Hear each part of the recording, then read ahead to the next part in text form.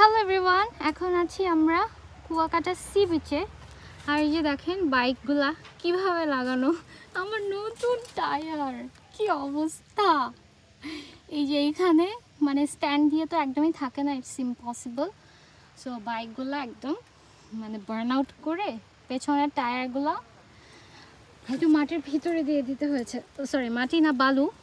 তো এই যে এখানে আমাদের বাইক আছে, আর এই যে হচ্ছে সমুদ্র। এই ভিউটা জাস্ট ওয়াও।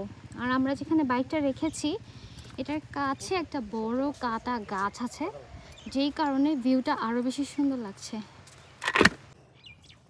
অ্যান্ড এই যে এখানে আমি with my favourite T shirt from anime store. আমি আসলে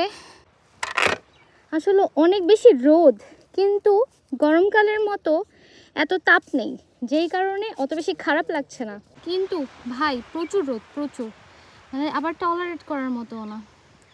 তো এই যে এখানে ফটোশ্যুট চলছে, আর ওরা ওই যে সমুদ্রের কাছে ফটোশ্যুট করতেছে, আর এদিকে একদমই জনমানব শূন্য, যেই কারণে আমরা ইচ্ছা মতো উইদাউট এনি ডিস্টার্ব ছবি তুলতে পারছি।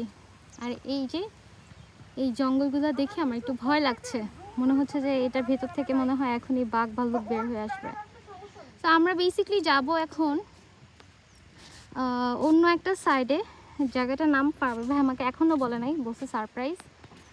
তো বাইকের অবস্থা, আমার টায়ারের গ্রিপগুলো যাও দেখা যাচ্ছে, কিন্তু ফারিয়ার বাইকের গ্রিপ সি একদমই দেখা যাচ্ছে না, মনে হচ্ছে একটা ফ্ল্যাট বাইক। তো এখন আমরা এখান থেকে চলে যাবো, একটু ছবি টবি তুললাম, চলে যাব। দেখা হচ্ছে পরের জায়গায় গিয়ে।